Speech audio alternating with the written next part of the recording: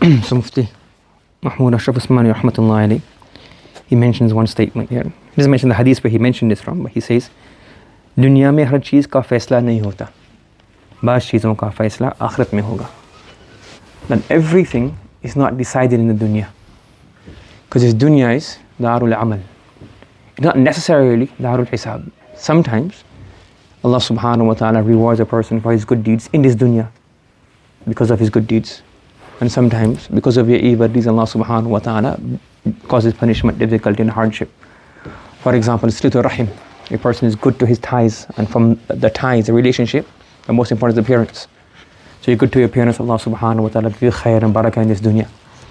Sometimes you cut off ties, so that Allah subhanahu wa ta'ala can bring about Allah subhanahu wa ta'ala, he brings about difficulty and hardship because of this person cutting off ties.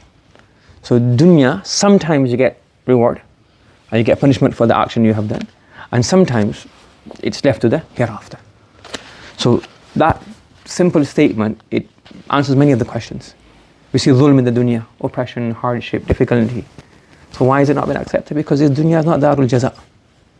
Yes, if every single action was recompensed in the dunya, then straight away there'd be no taklif, there'd be no test. Because if you perform Fajr Salah, you get breakfast. You miss Fajr Salah, you don't get breakfast. So okay, this is, so then it's like you're seeing straight away. And the test is iman bil ghayb. So when you see oppression, you see wrong, you see difficulty, you see hardship, Allah subhanahu wa ta'ala does not take recompense immediately, or even the dunya at all. It's not because Allah subhanahu wa ta'ala is unable to, or the deen is wrong, or Allah's wa'ad is wrong. It's because the dunya is not darul jaza. Another thing as well is that Allah subhanahu wa ta'ala, He is Rahim. Allah is merciful. Allah is powerful. He's Muntaqim. He's Jabbar.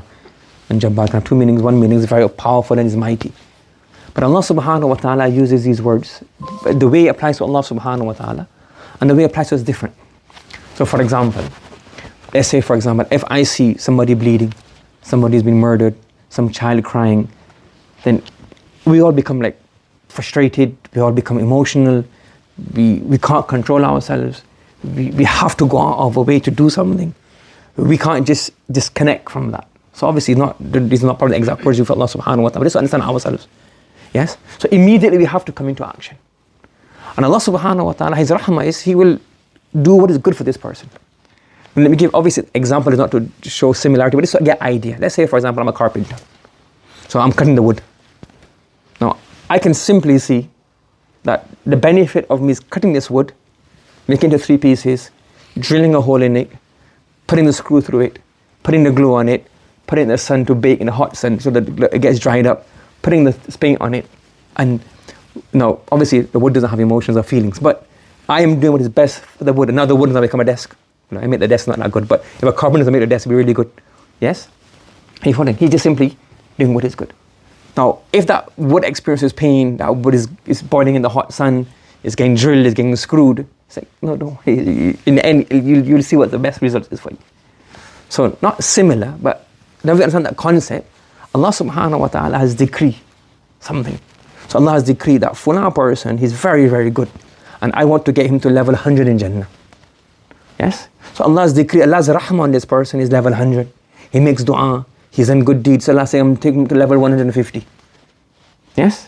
Now, if this person, he becomes an orphan, if this person is murdered, this person is beaten up, oppression takes place on him, Allah subhanahu wa ta'ala is not going to change, because Allah's my rahmah is that I am going to make this person go through a certain system and he'll get to level 150 of my mercy in Jannah.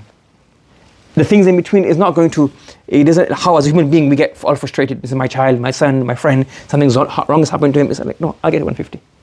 And Allah subhanahu wa ta'ala has decreed that this person is very evil and get to 100. 100 minus 100. So if he does extreme oppression, zulm, wrong, he laughs, he mocks, he jests, he takes the make out of Allah subhanahu wa ta'ala, out of religion, out of the prophets, he even killed the anbiya. And I said, no, I have your level here is 100 minus 100. And for you to get there, all of these things will happen. And Allah is muntaqim, Allah is going to take revenge from this person, Allah is going to punish this person, Allah is ghadib Allahu alayh. But it's not like how I get really angry and frustrated, my eyes go red, and I can't control it, I can't even wait 10 minutes. I have to do something to stop this. Allah subhanahu wa ta'ala says, He's Halim, He's forbearing. You can Allah subhanahu wa ta'ala does not punish straight away. He decides, he has this, so Allah's sifa of intiqam, of taking revenge is set. But it's not going to change, or it's not going to come in, it might change because of dua, but it won't change because of emotion. As a human being, we see blood, we see murder, we see rape, and we get all, how can we explain our condition? But Allah subhanahu wa ta'ala, His rahmah is, if Allah subhanahu wa ta'ala wants this woman to get this very high level of Jannah, and Allah said, this is your sabr. That woman being raped, that woman being abused, it's not going to, Allah will give her the sabr, that's Allah's decree. We can't understand it. So our rahmah, and the way human beings have feelings and emotions, Allah subhanahu wa ta'ala, rahmah means Allah will give this person the best. But Allah will do it at His thing. And any change in human circumstances does not bring about emotional change in Allah subhanahu wa ta'ala. Allah is not emotional. He's free from all human qualities. Do you understand? So Allah subhanahu wa ta'ala, we said Allah making dua, we make dua to Allah subhanahu wa ta'ala, while Allah not taking part. Such a great oppression is taking place.